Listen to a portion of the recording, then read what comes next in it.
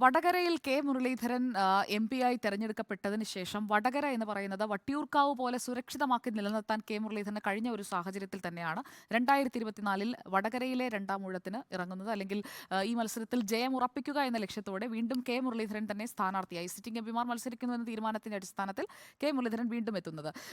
ഇവിടെ ഇപ്പോൾ ടി ചന്ദ്രശേഖരൻ പ്രധാന വോട്ട് വിഷയമാണ്. കഴിഞ്ഞ തെരഞ്ഞെടുപ്പുകളിലും വോട്ട് വിഷയമായിരുന്നു, ഇക്കുറിയും അങ്ങനെ തന്നെയാണ്. പക്ഷേ ഇവിടെ ടി ചന്ദ്രശേഖരന്റെ കൊലപാതകത്തിൽ 1 മുതൽ 6 വരെയുള്ള പ്രതികൾ, അല്ലെങ്കിൽ 1 മുതൽ 7 വരെയുള്ള പ്രതികൾ, അവർ വാടക കൊലയാളികളാണ്, കരാറെടുത്തവരാണ് എന്ന് പറയുമ്പോൾ ഇതിന്റെ മാസ്റ്റർ ബ്രെയിൻ ആരാണ്? ഇന്ന് രമേശ് ചെന്നിത്തല പറഞ്ഞ ഒരു വാചകമുണ്ട്, പിണറായി വിജയനാണ് ഈ കൊലപാതകത്തിന്റെ മാസ്റ്റർ ബ്രെയിൻ എന്ന്. സമാനമായ ആരോപണങ്ങളുമായി കോൺഗ്രസ് നേതാക്കൾ കളം നിറയുകയാണ്. അപ്പോൾ ഈ തെരഞ്ഞെടുപ്പിലെ പ്രധാനപ്പെട്ട ഒരു വോട്ട് വിഷയമായി വരാൻ പോകുന്നത് ടി ചന്ദ്രശേഖരന്റെ കൊലപാതകമാണ്. ആ കൊലപാതകത്തിന് പിന്നിലെ രാഷ്ട്രീയ ഗൂഢാലോചനയാണ്. 26-ാം തീയതിയാണ് കേസിലെ ശിക്ഷ ഉയർത്തുന്നതിൽ ഹൈക്കോടതി വാദം കേൾക്കാൻ പോകുന്നത്. ആ ശിക്ഷ ഉയർത്തൽ ഗൂഢാലോചന കുറ്റം കൂടി ഉൾപ്പെടുത്തിക്കൊണ്ട് ഏത് രീതിയിലേക്കാണ് വരിക? ജീവിതാവസാനം വരെയുള്ള ജീവപര്യന്തം എന്ന രീതിയിലാണോ അത് വരാൻ പോകുന്നത്? എന്താണ് ആ ശിക്ഷാവിധി എന്നതും ഈ തെരഞ്ഞെടുപ്പിലെ വോട്ട് വിഷയമായി മാറാൻ പോവുകയാണ്. ഇവിടെ വടകരയിൽ നമ്മൾ ഇതുവരെ കേൾക്കുന്നത്, അല്ലെങ്കിൽ ഏറെക്കുറെ ഉറപ്പിച്ചു കഴിഞ്ഞ പേരാണ് കെ ശൈലജയുടേത്. ടി ചന്ദ്രശേഖരന്റെ കൊലപാതകത്തിന് ശേഷം പിണറായി വിജയൻ അദ്ദേഹത്തെ വീണ്ടും കുലം കുത്തിയെന്ന് വിശേഷിപ്പിച്ചു. അതുകൊണ്ട് തന്നെയാണ് കോൺഗ്രസ് ഇപ്പോൾ പറയുന്നത് കൊലപാതകം നടത്താനായിട്ടുള്ള അവസാന വാക്ക് അത് പിണറായി വിജയൻ പറഞ്ഞിട്ടാണ് ഈ കൊലപാതകം നടത്തിയത് എന്ന് കോൺഗ്രസ് നേതാക്കൾ ആവർത്തിച്ച് ആരോപിക്കുന്നത്. അപ്പോൾ അന്വേഷണം മുന്നോട്ട് പോവുകയാണെങ്കിൽ ഇവിടെയാണ് കെ രമയും ആർ എം പിയുടെ എൻ വേണു അടക്കമുള്ളവർ ആവർത്തിച്ച് പറയുന്നുണ്ടായിരുന്നു, വിധി വന്ന ഉടനെ തന്നെ ഞങ്ങൾ മേൽക്കോടതിയിലേക്ക് പോവുകയാണ്, വെറുതെ വിട്ടവരിലേക്ക് കൂടി അന്വേഷണം എത്തേണ്ടതുണ്ട്, അവരിൽ നിന്ന് ഈ അന്വേഷണം മുന്നോട്ട് പോകേണ്ടതുണ്ട് എന്നതാണ് അവർ പറയുന്നത്. പറയുന്ന പ്രധാനപ്പെട്ട പേര് കോഴിക്കോട് ജില്ലാ സെക്രട്ടറി പി മോഹനന്റേതാണ്. ആർ എം പിയുടെ ആരോപണമാണ്. ഇപ്പോൾ നോക്കൂ, വിചാരണ കോടതിയും ഹൈക്കോടതിയും പി മോഹനൻ കുറ്റക്കാരനല്ല എന്ന് കണ്ടെത്തിയ സാഹചര്യമാണ്. പക്ഷേ മേൽക്കോടതിയിലേക്ക് പോകുമ്പോൾ ലക്ഷ്യം പി മോഹനനാണ്. പി മോഹനൻ എന്ന് പറയുമ്പോൾ പിണറായി വിജയനിലേക്ക് എത്താനുള്ള സാധ്യതയാണ് അവർ തേടുന്നത്, ഒരു രാഷ്ട്രീയ സാധ്യതയാണ് അവർ തേടുന്നത്.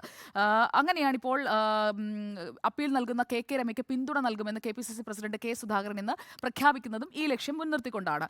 CPIM പറയുന്നത് ഈ പി മോഹനന്റെ കാര്യം മാത്രമാണ്. കോടതി ശിക്ഷിച്ച CPIM നേതാക്കളെ കുറിച്ച് എന്തുകൊണ്ട് ഒന്നും പറയുന്നില്ല എന്ന കോൺഗ്രസ് ഉയർത്തുന്ന ചോദ്യം പ്രസക്തമാണെന്നാണ് ഞാൻ കരുതുന്നത്. കാരണം കണ്ണൂർ ജില്ലയിൽ നടക്കുന്ന കൊലപാതകങ്ങൾക്ക് പിന്നിൽ, രാഷ്ട്രീയ കൊലപാതകങ്ങൾക്ക് പിന്നിലെ മാസ്റ്റർ ബ്രെയിൻ, ബുദ്ധികേന്ദ്രം ആരാണ് എന്നത് പ്രധാന നേതാക്കളിലേക്ക് എത്തുന്നു എന്ന് അവർ ആവർത്തിച്ച് പറയുമ്പോൾ രാഷ്ട്രീയ കൊലപാതകം എന്ന രീതിയിൽ തന്നെ ടി ചന്ദ്രശേഖരന്റെ കൊലപാതകത്തെ അടയാളപ്പെടുത്താനും അത് ഏറ്റെടുക്കാനും അത് ഈ തെരഞ്ഞെടുപ്പിൽ തങ്ങളുടെ ഒരു വോട്ട് വിഷയമാക്കി മാറ്റാനുമാണ് കോൺഗ്രസ് ശ്രമിക്കുന്നത്, കെ രമയെ മുൻനിർത്തിക്കൊണ്ട്. കാരണം TP വധക്കേസ് പ്രതി കൊടിസുനിക്ക് 2000-ലേറെ ദിവസം പരോൾ അനുവദിച്ചു എന്നുള്ള പ്രധാനപ്പെട്ട ആരോപണം പ്രതിപക്ഷം ഉയർത്തുകയാണ്, കോൺഗ്രസ് ഉയർത്തുകയാണ്. അത് ഇടത് സർക്കാർ അധികാരത്തിൽ വന്നതിന് ശേഷം ചെയ്ത ഒരു കാര്യമായി അവർ വളരെ വ്യക്തമായി ഓരോ ഇടങ്ങളിലും പറഞ്ഞു വെക്കുകയാണ്. അപ്പോൾ TP വധക്കേസിലെ സൂത്രധാരനാരാണ്? ആ സൂത്രധാരൻ നിയമത്തിന് മുന്നിൽ വരാതെ എങ്ങനെയാണ് ഈ കേസ് പൂർത്തിയാവുക എന്ന് കെ രമ ആവർത്തിച്ച് ചോദിക്കുന്നുണ്ട്. ഇനി തെരഞ്ഞെടുപ്പിലേക്ക് വന്നാൽ കെ ശൈലജയെ വടകരയിൽ മത്സരിപ്പിക്കുമ്പോൾ അവിടെ PK ശ്രീമതിക്ക് മണ്ഡലം ഏതായാലും മത്സരിക്കാൻ താല്പര്യമുള്ള ഒരു നേതാവാണ് എന്നത് അവരുടെ പ്രതികരണങ്ങൾ തേടുമ്പോഴായാലും അല്ലാതെ ആയാലും ഒക്കെ വ്യക്തമായ കാര്യമാണ്. പക്ഷേ കെ ശൈലജ മട്ടന്നൂർ മണ്ഡലത്തിൽ നിന്ന് റെക്കോർഡ് ഭൂരിപക്ഷത്തിലാണ്. അത് MV ഗോവിന്ദൻ മാസ്റ്റർ ആയാലും പിണറായി വിജയനായാലും റെക്കോർഡ് ഭൂരിപക്ഷം മട്ടന്നൂരിൽ സ്വന്തമാക്കുന്ന കെ ശൈലജ, മുൻ ആരോഗ്യമന്ത്രി എന്ന നിലയിൽ അവർ കൈവരിച്ച അവരുടെ പ്രവർത്തനങ്ങൾക്ക് ലഭിച്ച അംഗീകാരങ്ങൾ, കോവിഡ്, നിപ്പ തുടങ്ങിയ കാര്യങ്ങളിൽ, അങ്ങനെ കെ ശൈലജയുടെ പോപ്പുലാരിറ്റി എന്ന് പറയുന്നത് കൂടി വരുന്നതാണ്. നമ്മൾ ഇപ്പോൾ അവർ മന്ത്രിസഭയുടെ ഭാഗമല്ല, രണ്ടാം പിണറായി വിജയൻ മന്ത്രിസഭയിൽ അവരെ ഉൾപ്പെടുത്തിയിട്ടില്ല എങ്കിലും നമ്മളിപ്പോൾ നടത്തിയ റിപ്പോർട്ടറിന്റെ പ്രീപോൾ സർവേയിൽ പോലും കൂടുതൽ പോപ്പുലർ കെ ശൈലജയാണ്.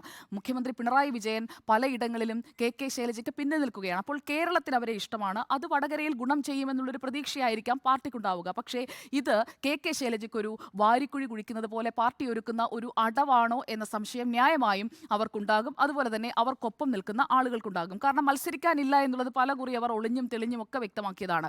ഒരു കേന്ദ്ര കമ്മിറ്റി അംഗമായിരിക്കുന്ന കെ ശൈലജയ്ക്ക് കൃത്യമായി അറിയാം സംസ്ഥാന രാഷ്ട്രീയത്തിൽ നിന്ന്. ഇപ്പോൾ നോക്കൂ, വടകരയിൽ കെ മുരളീധരനെ അട്ടിമറിച്ച് കെ ശൈലജയുടെ പോപ്പുലാരിറ്റി ഫാക്ടർ അവർക്ക് ഗുണമാകുന്നു. TP കേസ് അടക്കം പല വിഷയങ്ങളുണ്ടെങ്കിലും മത്സരിച്ച് അവർ ജയിക്കുകയാണെങ്കിൽ പിന്നെ അവർ സംസ്ഥാന രാഷ്ട്രീയത്തിലില്ല. കേരളത്തിന്റെ ഭാവി വനിതാ മുഖ്യമന്ത്രിയായി കെ ശൈലജയെ കാണുന്നവരുണ്ട് എന്നുള്ളതാണ് അവരുടെ പോപ്പുലാരിറ്റിയിലൂടെ നമുക്കടക്കം വ്യക്തമായ വസ്തുത. അപ്പോൾ എനിക്ക് തോന്നുന്നത് കെ ശൈലജയെ ഒതുക്കാനാണോ ഈ പാർട്ടി ഇങ്ങനെയുള്ള ഒരു സീറ്റ് കൊടുക്കുന്നത്? അതിൽ ജയിച്ചു കഴിഞ്ഞാൽ അവർ പാർലമെന്റ് അംഗമായി അങ്ങ് പോകുന്നു, സംസ്ഥാന രാഷ്ട്രീയത്തിൽ അപ്രസക്തമാകുന്നു.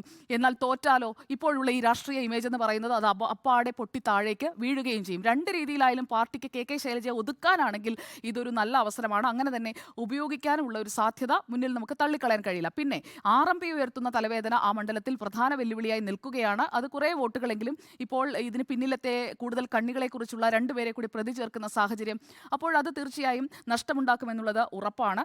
ഇക്കാര്യത്തിൽ നമ്മൾ കെ ശൈലജയെക്കുറിച്ച് പറയുമ്പോൾ കെ ശൈലജയ്ക്ക് തിരിച്ചടിയായിട്ടുള്ള ഒരേ ഒരു കാര്യം എന്ന് പറയുന്നത് CPIഎമ്മിൻ്റെ ലൈനിൽ നിന്നും ഈ ഹമാസ് ഫേസ്ബുക്ക് പോസ്റ്റാണ്. അതാണ് ഈ സമീപകാലത്ത് കെ ശൈലജയ്ക്ക് തിരിച്ചടിയാകാൻ സാധ്യതയുള്ള ഒരു ഫാക്ടർ. ബാക്കി എല്ലാ ഘടകങ്ങളിലും അവർക്കൊപ്പം ജനങ്ങളുണ്ട്, ജനങ്ങൾക്ക് അവരെ ഇഷ്ടമാണ്. കേരളത്തിൻ്റെ ഒരു ഭാവി വനിതാ മുഖ്യമന്ത്രി എന്ന പേരിൽ പ്രഥമ പരിഗണന കെ ശൈലജയ്ക്കായ ഒരു സാഹചര്യത്തിലാണ് അവർ വരുന്നത്. മത്സരിച്ച് ജയിച്ചാലും തോറ്റാലും അവർക്ക് പാർട്ടിക്കുള്ളിൽ അവർക്ക് ക്ഷീണം തട്ടാനുള്ള സാധ്യത വളരെ കൂടുതലാണെന്നാണ് ഞാൻ കരുതുന്നത്.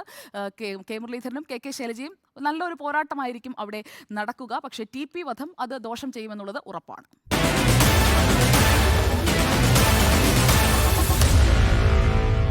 Meet the editors.